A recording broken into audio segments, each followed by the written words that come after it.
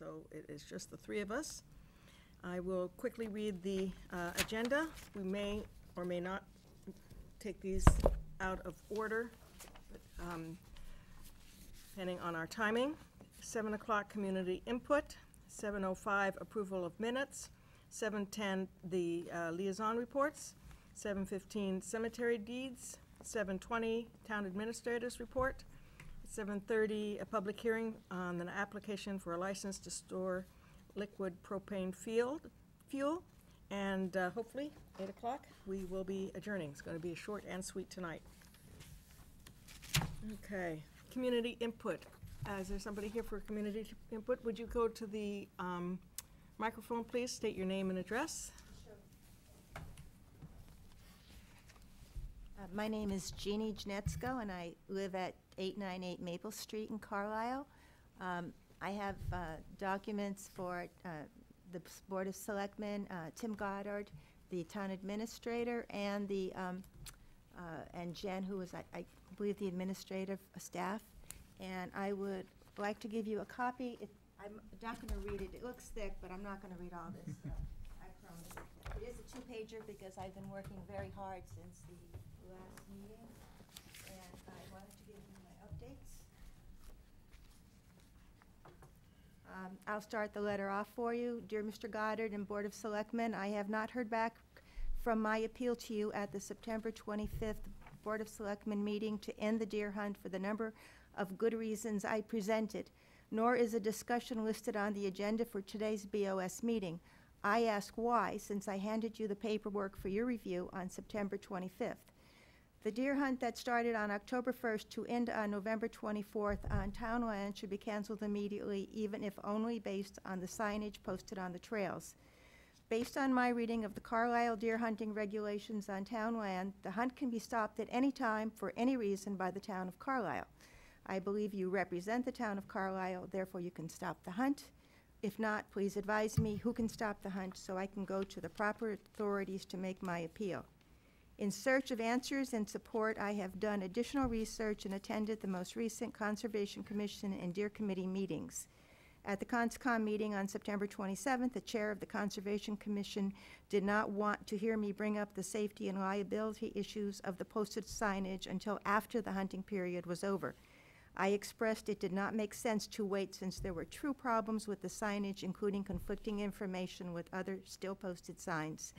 This would create safety and liability issues for the town. Even one of the members of the CONSCOM agreed that there was indeed conflict in the language. I have previously supplied you a letter on this meeting dated September 28th for your consideration. I then attended the Deer Committee meeting on October 3rd. My reception there on safety and liability issues with the signage was better received than at the CONSCOM meeting. After much discussion about the signage, it was agreed that the signage was conflicting and did not serve the purpose for which it was intended. Those are my words in the summary.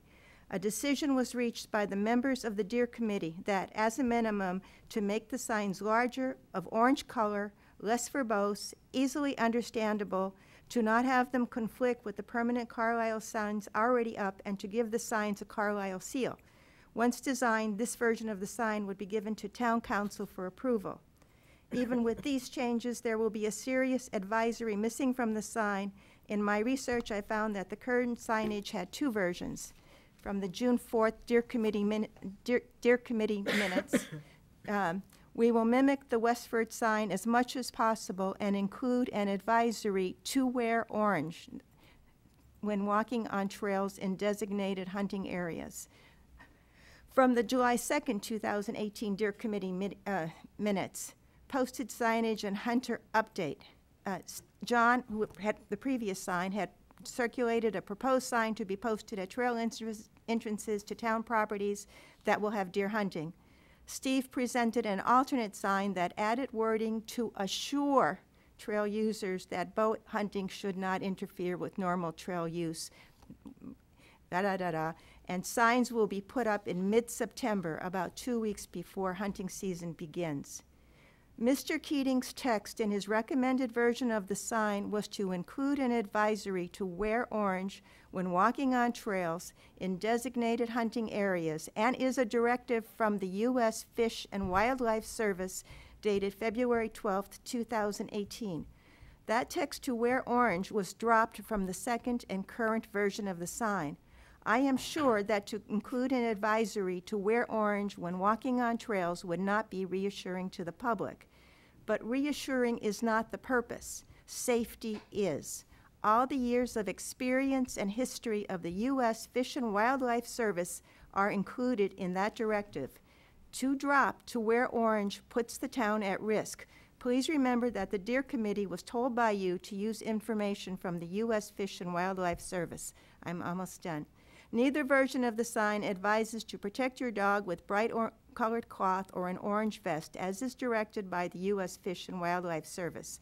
I have attached a copy of the U.S. Fish and Wildlife Service document, as well as the Deer Committee minutes for June 4th and July 2nd with highlighted text.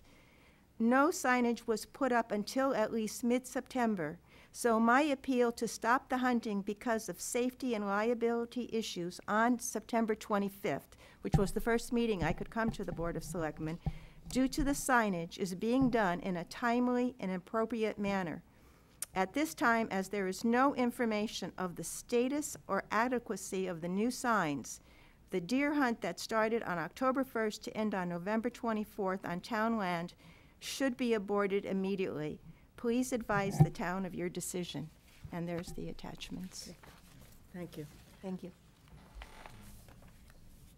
I'm just going to say that during community input, we do receive and acknowledge what you give us. We can't discuss it because it's not on the agenda. So because there would be, I would imagine, a lot of people interested in this discussion where we'd to have an open discussion about it. And if you do want to submit things, request things to be put on an agenda, you may do so through Mr. Goddard's office, but all the materials have to be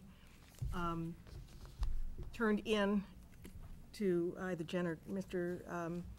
Goddard at least by the previous Thursday so that they have a chance to copy everything and get them to us so that we can consider them before we get to the meeting. Unfortunately, this week was a little shortened because of the Monday, and I'm afraid that that deadline got missed. So I'm assuming that this will be on a Right. future Nathan agenda. Nathan had asked to put it on the 23rd. So, and because this and would be I kind of a believe, short meeting. I also believe that the chair didn't want to put it on this meeting. The other reason he didn't want to put it on is because he wasn't going to be here, and we were worried about the quorum. Okay? Okay, 7:05, approval of minutes. You all got amended minutes at the table? Oh, well, you guys got them in your things. Okay, I got it because I picked my packet up. So, I move to approve the meeting minutes from September 11th, 2018, as amended on October 9th, 2018. well, actually, they're not as amended anymore because Okay. you didn't see the unamended ones. So just this, sorry about that. Okay, so I just, second it. any further discussion? All those in favor? Aye. That's unanimous. And we have a second set of minutes. I move to approve the meeting minutes from September 25th, 2018, as presented or as amended on October 9th, 2018. Second? Any further discussion? All those in favor? Aye. That was unanimous. And a third set of minutes. I move to approve the meeting minutes from October 2nd, 2018, as presented or as amended on October 9th, 2018. Second. Any further discussion of that? All those in favor? Aye. I'm assuming you're an aye. Aye, aye, yes, sorry. Okay. That was also unanimous. Thank you. The liaison in English, I guess, speaking English, Kate, reports. Anybody have I attended the Energy Task Force meeting, and things are moving along very well. One of the things they're doing, excuse me, is to look at the financial benefit to the town of the energy savings over the last few years, and they're aggregating those data and making them available, and they'll be sent to us as soon as they're completed. I'll add my tiddly-pum to that. I got a note from Bill Rizzo saying that the Energy Task Force got a grant for an idler technology for the police department and the amount of $14,000. Right. I asked him to send everybody a letter about Yeah, that. and they can either apply that to add it to an existing cruiser or to put it on a new one, and they've decided to put it on a new cruiser because of the lifespan of a new cruiser versus the, Right. putting it on an existing cruiser. The ghost of Claude Van Rosgen Yes. is in the room. Let's Do see. you have any other? That was all. That was all yeah. for you. I attended a Deer Committee meeting on Wednesday, I guess it was, and it was a lengthy meeting. There were at least 6 folks from town in to express their concerns, and the committee has been working to address those concerns. Okay. Do you think they need to be invited to the next meeting when we have it on the agenda? It'd be very appropriate to do that, sure. Okay. A couple of things that were reported were interesting. One was that a deer hunter who had a deer stand illegally on one of the town properties approached one of the authorized deer hunters and said, "You're getting too close to my deer stand." He said, "What deer stand?" "The illegal deer stand that I've been hunting from illegally for the last 4 years." So that portion of what they intended to accomplish was flushing out those folks that have been hunting illegally has begun to take place. The other thing was anecdotal. It was that one of the townsfolk had a birthday party planned for his son at Castle Rocks, which he loved to climb on. So they had a bunch of kids at Castle Rocks on the Conant land. And he let the deer agent know that they were having a party on Conant land. And deer agent said, "Fine, don't worry about it." And the hunter assigned to that area said, "Well, we definitely won't hunt that day, just to put your mind at ease, even though we're going to be pretty far away from you." So anecdotally, there's some positive things. There still are concerns, valid concerns from folks in town about it. So Good. Well, we'll get it on the agenda so we can do something about it. It will be. Yeah. It will be on the agenda. All right. I'm on the Facility Maintenance Committee, and we are getting underway with an RFP for the police department. We're still looking for a facilities manager. We would like to talk to the school, the school is currently looking for a new facilities manager. In fact, I'm on that committee, search committee. I just went to that meeting today. And they had a whole slug of applications. Of course, they're for a full-time job. Yeah. Which is the big, so, I do think it would behoove us to have a joint meeting with the school at a certain point to see how we could maybe have a town-wide facilities management department, and how that would operate and who would, you know, we can't have people with 2 bosses, so it would have to be, I don't know. Yeah. We would have to Figure it think out. out of the box for how to arrange that, but I think it's eminently doable.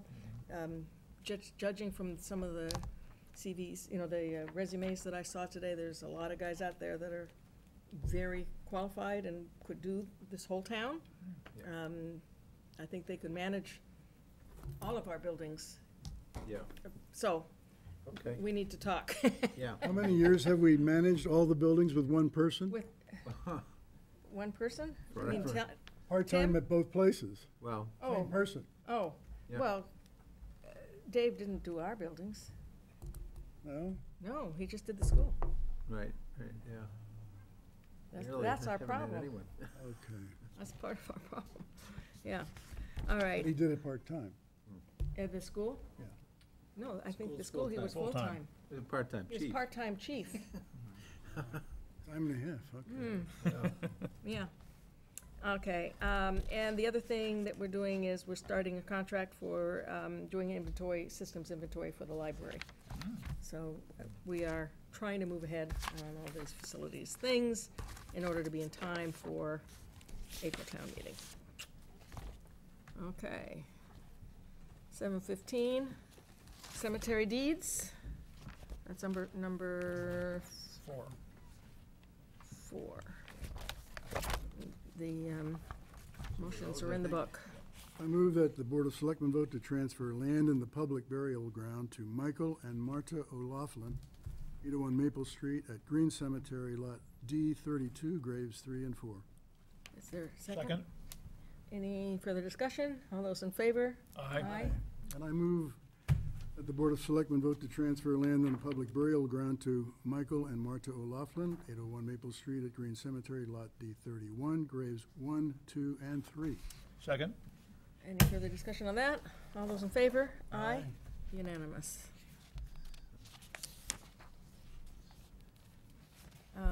Although it's 7:20, not 7:20, we can still start with the town administrator's report. Okay. The first item in my report is the approval of the warrant for the state election that'll be held on Tuesday, November 6th. Probably heard something about that. If you watch any television at all, Yeah. you're aware of an election. Debate tonight. And we have the gubernatorial debate. The first one is tonight. We have- I'm sorry, in direct conflict with the Red Sox game. No can do.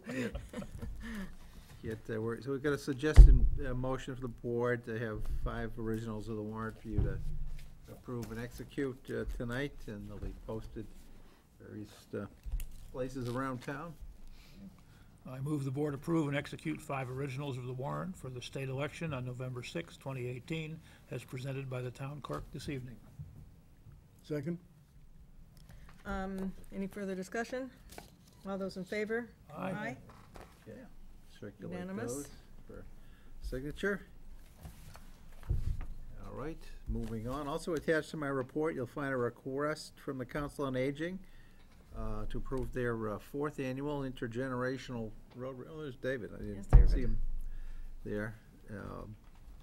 Which is going to be on Monday, November 12th this year, since the Veterans Day holiday falls on a Sunday, and the usual And motion is observed there on for your Monday. action, and then Council on Aging Director is here tonight, if you'd like to ask him any questions. It's a great event. It is. And you've already talked to the police and, Yes. because you do tie up traffic. Council on I Aging. mean- Yeah, if we do. We do. You know, it goes surprisingly quickly, but I'm sure if you're a driver coming through town and you're having to be stopped, then you don't like it. But yes, we have discussed and the police were great last year. We had this terribly cold weather last year, but at 9 a.m. is a 1-mile event, which goes very quickly, because even if you're walking, 1 mile can go quickly. And at The time I 9:40, did it, it was with a 5-year-old. It didn't go that quickly. Yeah, And it was raining. right. But okay. But yeah, the 5K, which usually starts at 9:45, can take a little bit longer because it's a hilly course, and it's 3.1 miles. I thought the police did a really good job last year in terms of preventing motorists from being inconvenienced. That's great. The weather part, we don't have much control over. Yeah, I mean, you really should be working on that, though. You know, my Yeah, opinion. working on the weather. Well, the weather directly affects whether we make any money on this or not. Yeah. We've only broken even once, and we've lost money the other times, but we have grant money from the community chest, which has covered us up until this point. If we lose money again this year, it'll be an open question as to whether we should really continue in future years. But we'll see. I mean, this is the 100th anniversary of the armistice ending World War I, so it would be a difficult year to kind of stop doing it. Yeah, yeah. All right, do we have a motion?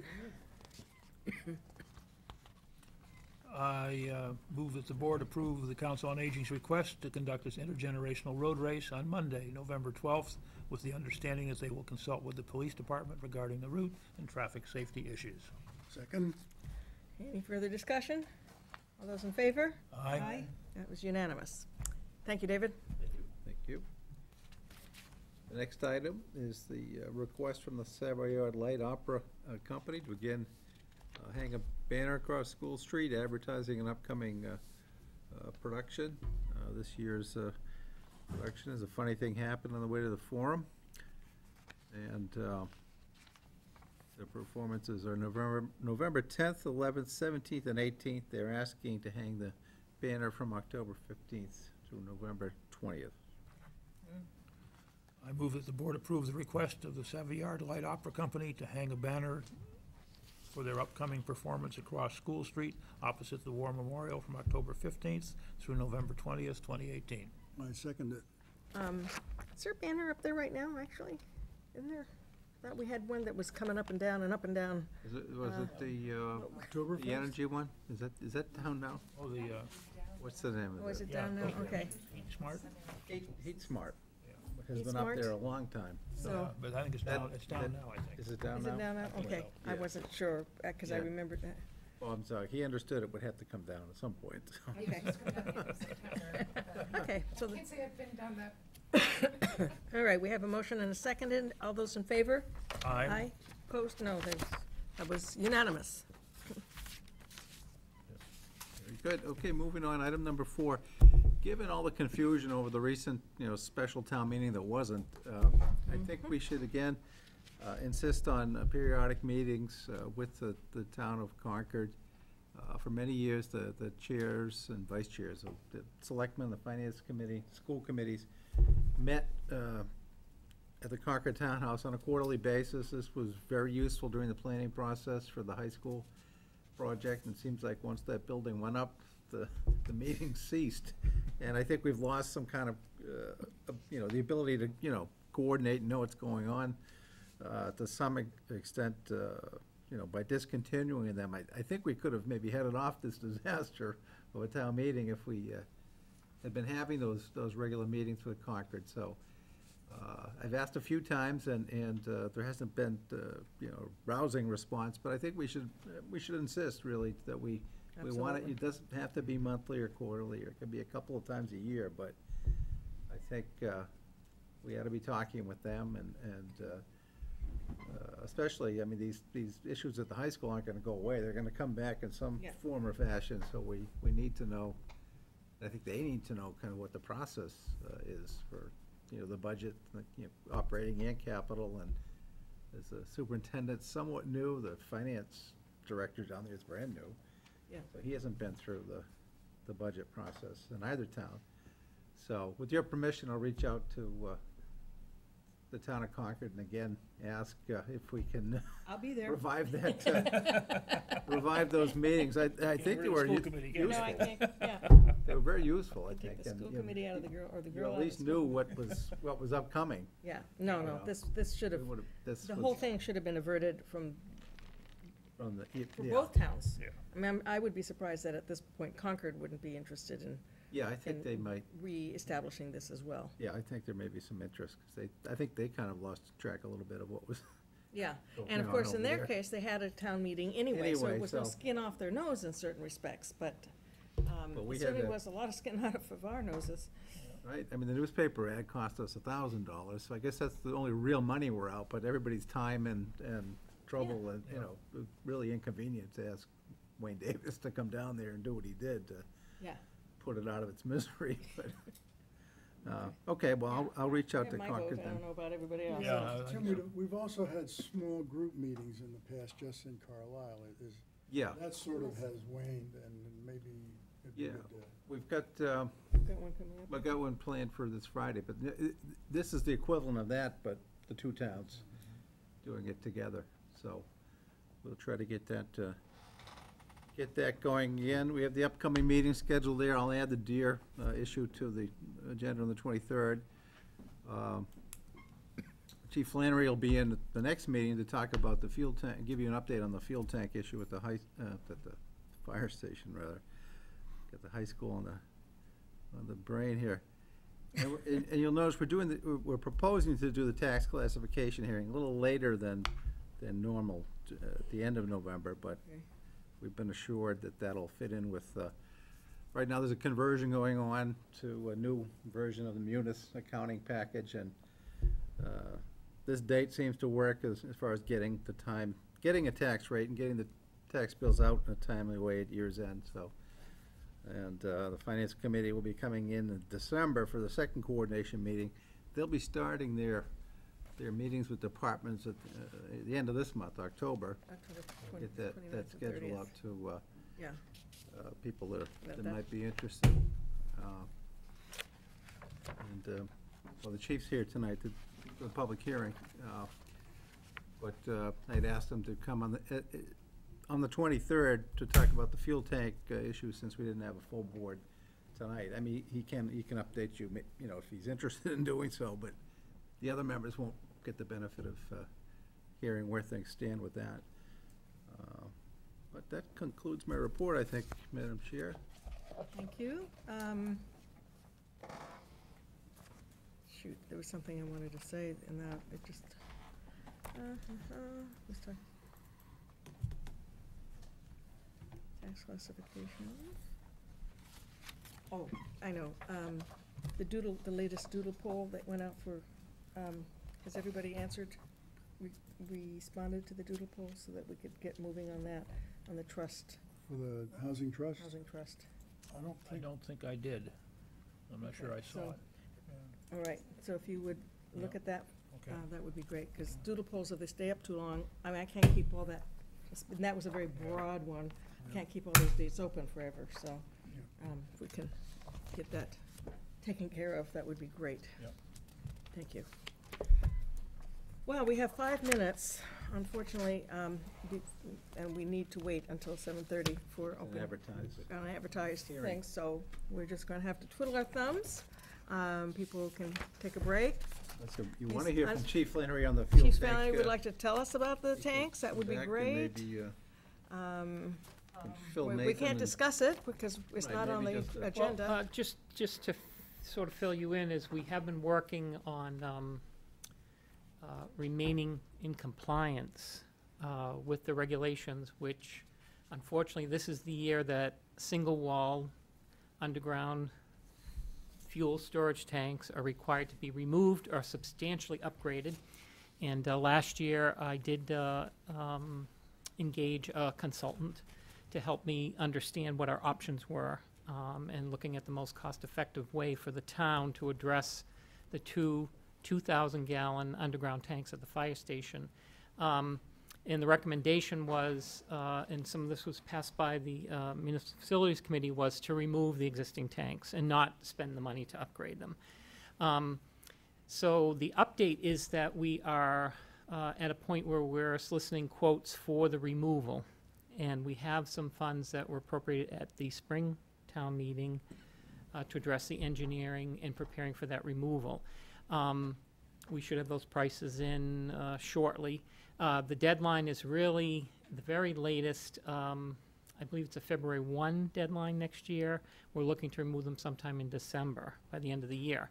We recently had a meeting of the interested parties, which included John Mativier and representatives from the Finance Committee and Municipal Facilities Committee, and Tim and Chief Fisher, myself, Gary Davis, because he is involved in this as well, because our temporary facilities will need to be his facility at the DPW, so he had some concerns which we have to address.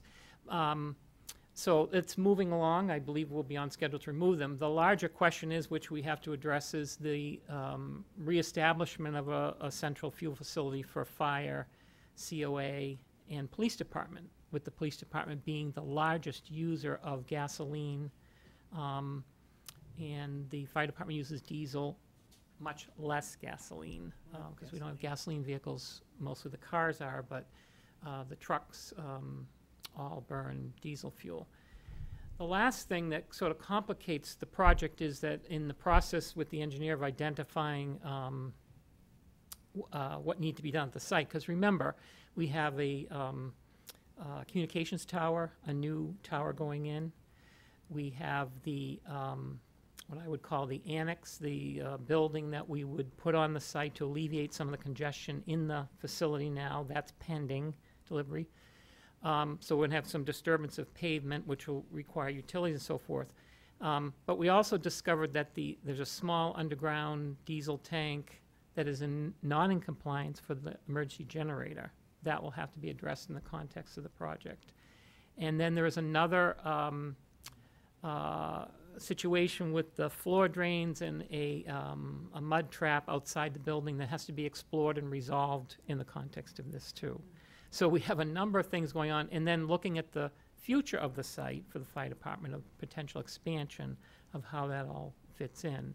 So I've been trying to keep all those things in mind, and that's why I engaged the engineer to help us make sure we're not making any missteps that we can't correct easily, and we're spending the town's money wisely. And I think we're there with all of that, but the bottom line is we're going to require funding, more funding for the site to resolve some of those problems that we have. And it's a 30-year-old site. So that's an update. Thank you very much. Are these for underground facilities only, or the upgrade requirements? Upgrade requirements for underground facilities that are single wall. Yes. Right, correct. And more of a problem with our facility is that the upgrade would mean between the tank, where the pump is actually in the tank. It's not where you see the hose, you put in your vehicle. And that pump pushes the fuel to the dispenser where you put in your vehicle. Those lines are not monitored. They're not double-walled. They're not contained. So they are not any longer after the end of the year to have that. So we would have to rip all that out and put all new in, which would need to be done. And the options for replacing facilities there would be, above-ground tanks or another compliant installation with double wall and so forth. So that's what's being discussed at the group that I had, and both Chief Fisher and I were in support of underground as opposed, because of the site and the space on the site, as opposed to above ground. And there wasn't a huge cost difference, as I remember, in that, doing that. Is there there's funding application in? We got an earmark in the capital bond bill for new tanks? for $200,000 for new tanks. And You just have to we get got it to kind of out. lean on the Right. legislature and DCAM and so forth. People need to get a hold of their to representatives. break it and- loose, but, Yeah, yeah, so Yeah. potentially there is a good Right. source which of I've sent funding. 2 letters, and I'll send another letter letting them know we're moving forward with this plan and looking for the funding for the replacement. We'll have a new representative. Right. Right. Yeah. Yeah. Yeah. Yeah. That's true. Thanks, Chief. Thanks, Chief. Thank you, Chief. All right, it is now 7:30. I'd like a motion to open the public hearing for the application for license to store liquid propane fuel in underground storage tanks at 211 Bellows Hill Road. I move that we open the hearing for, public hearing for the underground storage of liquid petroleum fuel at 211 Bells Hill Road. Okay, Seconded? thank you. So do we have somebody here to make a presentation? Oh, thank you. If you have a map for us to look at, why don't you roll it out over here, and you can use this microphone. Is it on? Should be, Is yeah. it got a green light? Yep, got a green Okay. light. Good evening, good evening. No? My name is David Whitty. I'm a project manager for Adams and Beasley Associates, which is located here in town. And I'm the project manager for this expansive project. I've got 2 copies here, so I can spread them out if we need to. Right side up and the other one Yep. upside down. Yep, exactly. So this is a full site plan, and the one underneath it's a little bit more detailed.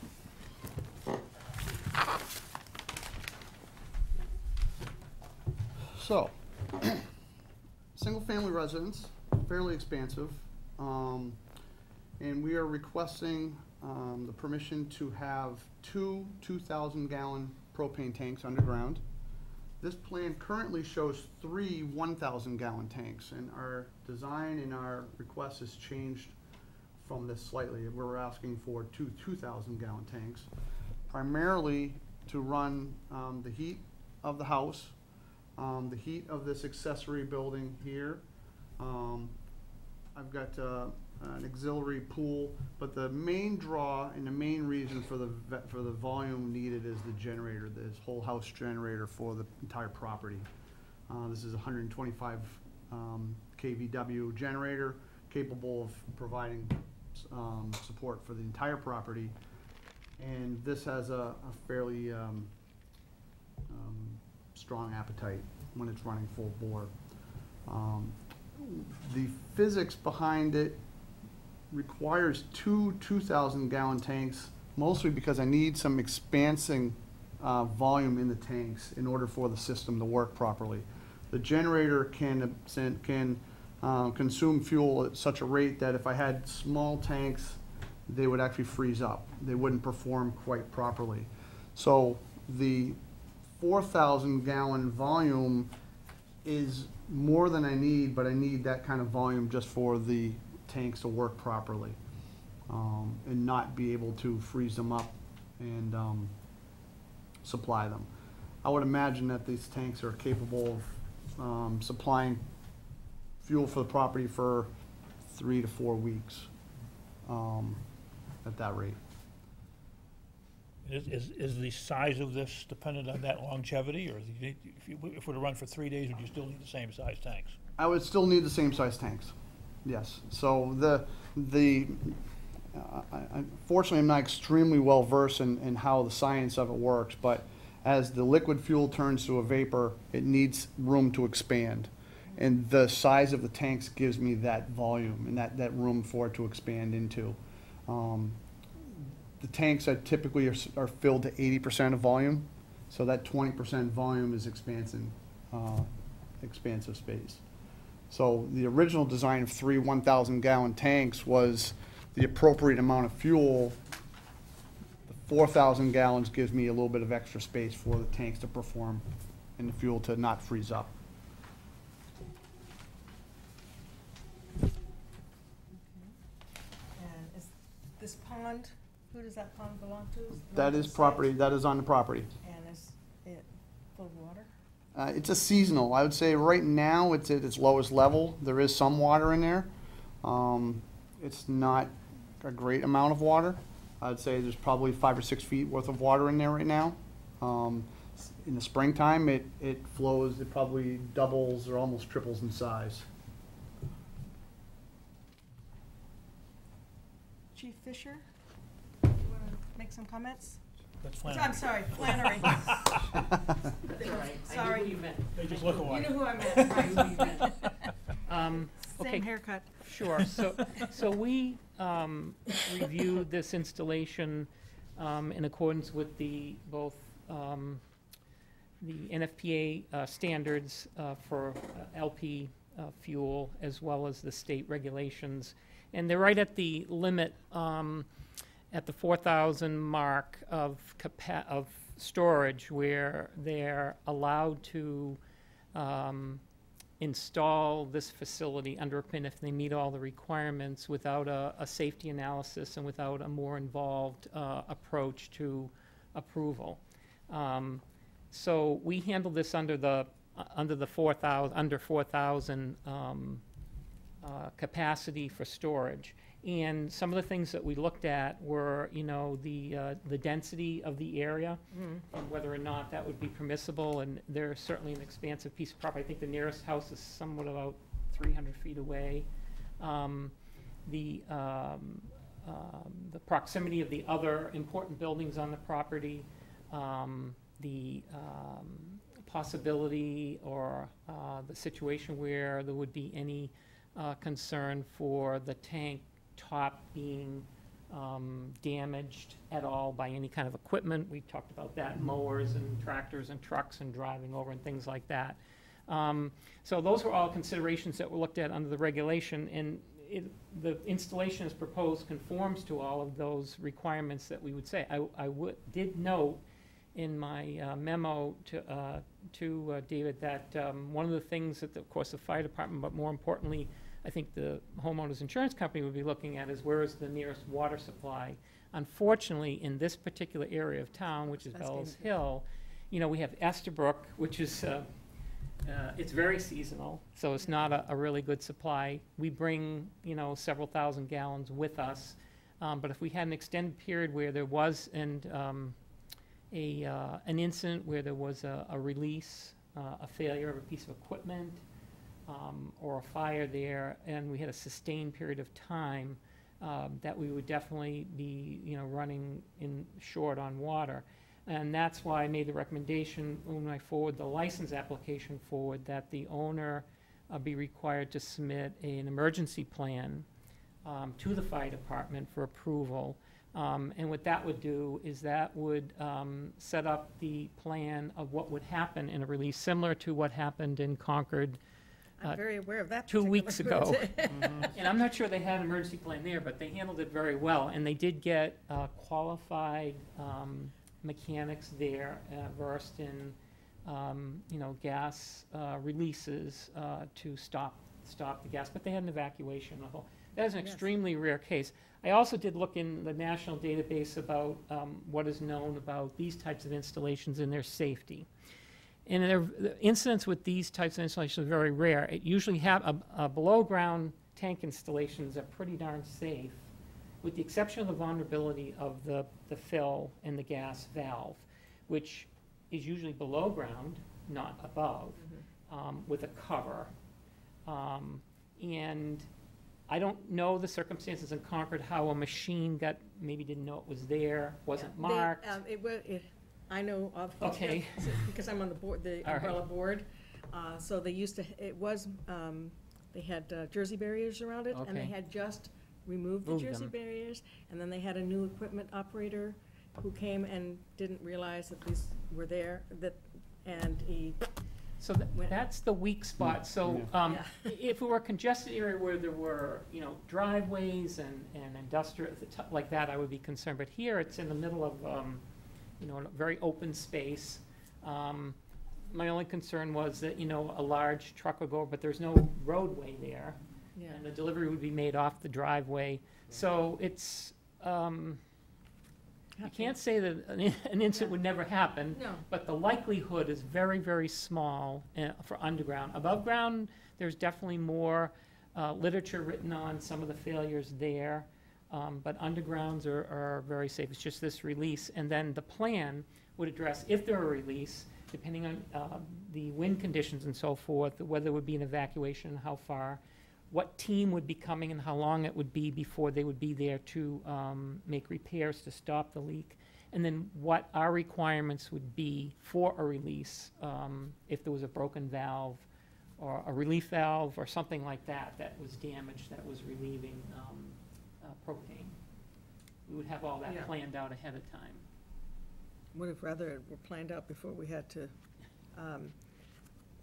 Before we had to be there, right? we had to Exactly. make Part of firefighting the license application. basic so- training is LP gas emergencies at the fire academy. So all of our firefighters that have been trained to firefighter 1 and 2 level have had LP gas tank emergency procedures available to them to be trained in. So, I mean, you did review this on the, like September 6th. You haven't received a safety plan yet? No, Are you planning on submitting one? Yes. Or is the owner planning on submitting Yes. one? it's usually in conjunction with the supplier, once they choose their supplier, Right. I see, of what they would provide. okay.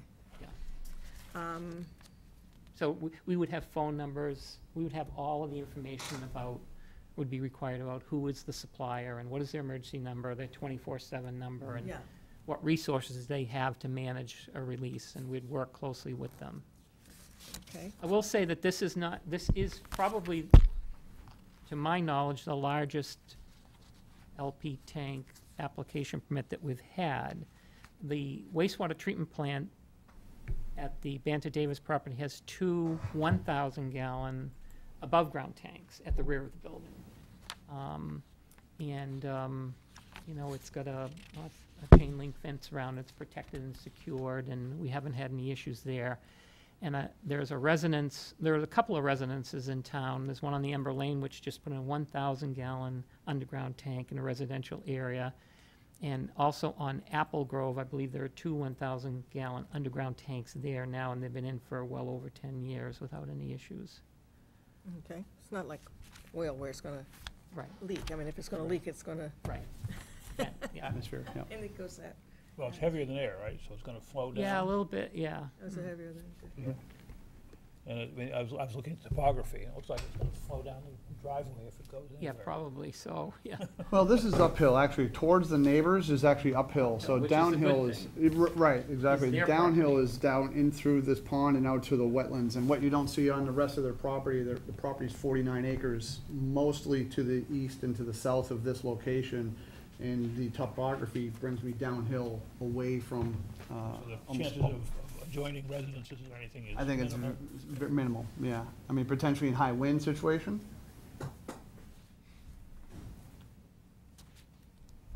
other questions?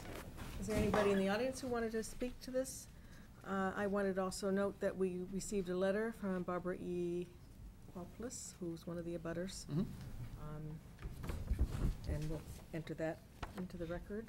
Did you all I have a saw chance to read that, it? yes. That letter, or? I have not. Oh, I'm sorry.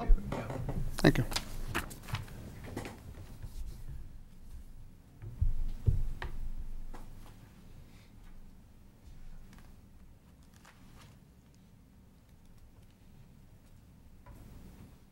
So if there's nothing else, Mhm.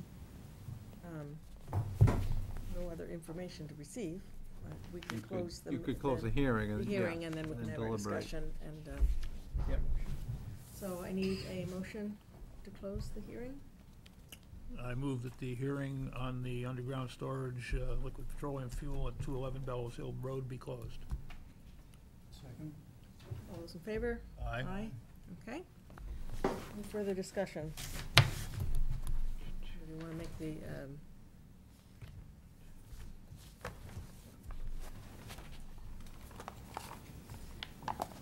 one of the, well, I guess I want to mention then, that one of the points in the letter is in opposition to this, Mhm. application, and one of the points in the letter, I think, was addressed by Chief Flannery, that about most propane tanks in Carlisle have been moved to be above ground, and I think that that's not necessarily true, and according to, No, for safety, they prefer to be underground. and They- for they do safety, they have- prefer to be underground, so I guess Right. that's, And if the concern there is failure of the tank due to corrosion or rust, there is an anode system that is installed, required under the code to minimize that occurrence with these large tanks. yeah, so. And the tanks are There may be some inspected- confusion with gasoline Correct. and oil tanks that are moving up and not propane Right. tanks. Are That's the what I'm tanks trying in to a point vault? out. Are the tanks in a vault? They're not required to be. They have to have solid ground and be surrounded by sand, so there's no sharp rocks or, so that's the inspection part and part of the regulation. And is there any Monitoring leak for, detection? not required. Not required. No, no. So I would expect that our service provider to be monitoring the anode systems regularly to make sure that they're working properly to avoid corrosion. That's something that's easily checked through an electrical test. Through the amount of usage and how often I expect them to be filling, I expect them to be there probably close to monthly, maybe every 6 weeks. So I think that they'll have a pretty close eye on whether or not the usage is comparable to how much they're filling up and be able to detect a leak that way. So what's the normal capacity without having this kind of a discussion, without requiring a public hearing? What would be the? Okay, the what normal has limit? happened here is that in Massachusetts, when you go over 3,000 gallons, we've had plenty of 1,000 and 2,000, well, not plenty of, but a few. This is unusual in that, and so in the general laws of Massachusetts, this has to be licensed. And it gives the opportunity for the community, the abutters, to have input into concerns. It also brings it forward to the public realm to discuss, and as town council weighed in and said that it doesn't have to be necessarily on safety, it could be addressing public interest.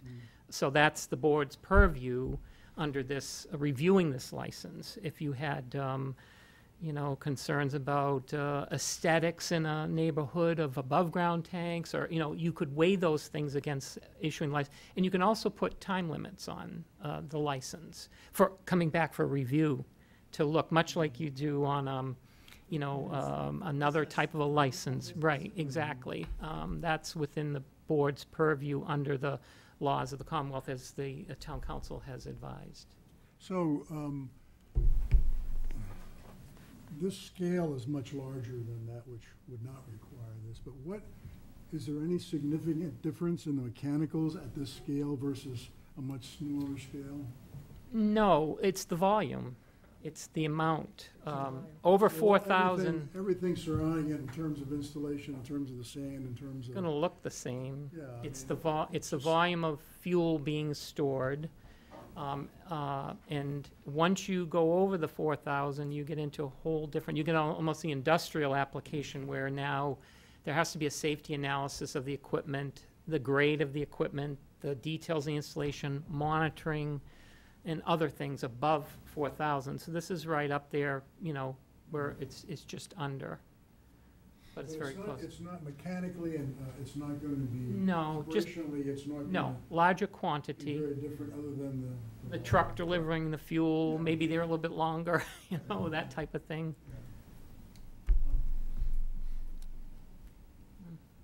No greater explosive risk or anything other than. No, there's, size. if there were, for instance, in Concord, there was a release, and if that was ignited, it would burn much, much longer. Absolutely, yeah. Yeah, or but not necessarily explode. No, See, it'll burn. No, but not Levy. This is not an it's not like actually gasoline, which will explode, because so, it's safer. large propane tanks above ground, one of the hazards of it, if it catches fire, and the fire impinges on the ends of the tanks, the weak spot, there can be what they call a BLEVE, where the ends blow out and there is an explosion. That's why underground tanks, BLEVEs don't happen with underground tanks, Yeah, they're not because that exposed. the heat cannot get to the ends. It would be going up. The flame would be going up. BLEVEs are very dangerous. Many people killed over the years in industrial applications where there were fires. You see industrial plants, and the ends of the tanks explode and they fly. They fly miles. It's like a rocket. There's just so much fuel there. That's why underground is preferred for safety, for LP tanks. It would appear the primary risk is to the residents that's on site more than Yes. the butters. That would be their risk, correct.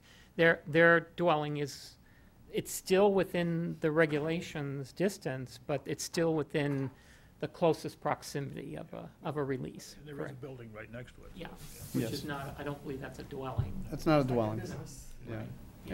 Yeah. It's mostly, right now, it's deemed agricultural. I think their long-term plan is to have it to be an entertainment office workspace, but it will never be a residence or habitable, sleeping habitable building. The good thing is it's a large property, so you don't, if it weren't a congested area, I would have a different presentation to you with neighbors who were, And it makes me feel much better. 50 that feet you're away. actually here, that we've heard your report, Minus that, I would have had a lot more difficulty So with would this. it be a business with more than 5 full-time employees? No, single employee. It's just the gentleman has the ability, has the type of occupation that he can work wherever he has his computer. And he likes to be able to work from home when times allow, and maybe entertain some business clients. That would be a ZBA thing anyway, not our. Actually, if I may address the third point on that letter, we have indeed inquired and explored the option of bringing natural gas on the property. That was our first choice. Obviously, there's some work stoppages going on out there that have kind of derailed that. It's still out there as a possibility, but the natural gas provider has told us that even with the capacity in the street, if we were able to maximize the capacity that they have, they could still only service probably about 50% of our needs. Wow. So there's a strong deficiency of what is available for the natural gas side. And I think it's a strong possibility that if and when the natural gas option comes to bear fruit, then I think we'll designate that service for just the generator, which will greatly reduce how much propane we need at that point someday in the future. The idea of being able to reduce the propane usage and have a natural gas service that provides that generator, I think greatly, it'd certainly be in my owner's and the owner's best interest. We just don't know how long the process that'll take for them. So that third point on her letter is very true. We are exploring that, and that may still be an option someday. And it's not as if you weren't given the variance to extend the natural gas line. Correct. Correct. You know, it's 1,000 feet up the road, though, so I mean, even once the work stoppages is just some logistics on getting it down to the property.